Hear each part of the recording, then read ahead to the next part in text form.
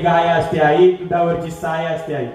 ही आई आहे ना आई, जोपर्यंत आहे ना मायबाप तोपर्यंत कधीच कळत नाही आणि गेल्यानंतर पुन्हा कधी मिळत नाही.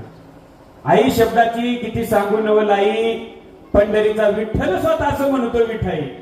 या जगाच्या पाठीवरती आ म्हणजे आत्मा आणि ई म्हणजे ईश्वर. परमात्म्याचा उपकार, परमात्म्याचं प्रेम आणि आईचं वात्सल्य ज्या व्यक्तिमत्वापाशी भेटतं ना त्याला आई म्हणतात. गेली बरं का आई आमची.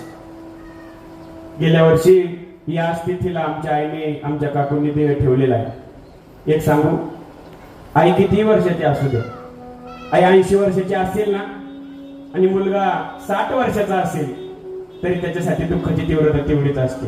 लोक म्हणतात महाराज परदुःख हे शीतळ असतं, पण ऐका ना, वय झालं होतं आईचं जाणं साहजिक आहे, पण ऐका ना, समाजासाठी जरी जाणं साहजिक असलं ना लेकरांना आज क्षणाक्षणाला आठवण आल्याशिवाय राहणार नाही. कारण हे व्यक्तिमत्व आहेच असं, कधी स्वतःच्या देहाचा विचार नाही केला. एक सांगू का, लहानपणी आपण शाळेत गेलो ना, जरा पोरांच्या खेळामध्ये पोरांच्या मध्ये खेळायला नादवलो, घरी यायला थोडा उशीर झाला ना चातकासारखी वाट पाहणारी व्यक्ती म्हणजे आई आहे. परिस्थितीने गरीब असू द्या, प्रत्येक व्यक्तीला एकच भाकरी खाण्यासाठी असू द्या, तेवढेच पीठ घरामध्ये असू द्या, मला भूक नाही म्हणून जेवण टाळणारी ना आपल्या मुलांना पोटभर खायला घालणारी व्यक्तिमत्व म्हणजे आई आहे. बरं का, ही आई आहे ना तोपर्यंत तिची किंमत आपल्याला कळली पाहिजे. आई नावाचं व्यक्तिमत्व या जगाच्या पाठीवरती फार मान आहे. माझ्या साधू संतांना ज्या ज्या ठिकाणी प्रेम नावाचे गोष्ट, प्रेम नावाचा शब्द ज्या ज्या ठिकाणी समजून द्यायचा आहे ना त्यावेळेस माझ्या साधू संतांनी आईची उपमा दिलेली आहे.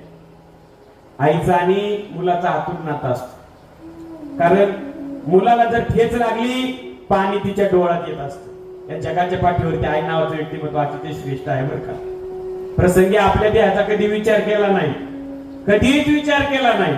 आठवरे बाळणपणाची अवस्था, बाळणपणाचा दिवस आठवा माता बघितली.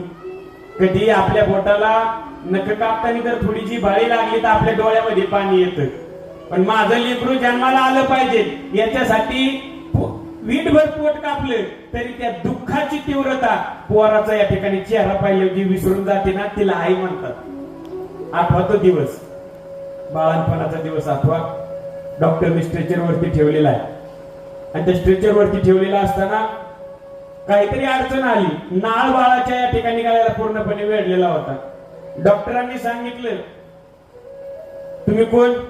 मी त्या महिलेचा मालक आहे. ऐका, बाळ आडवा आलेला आहे, बाळाच्या गळ्या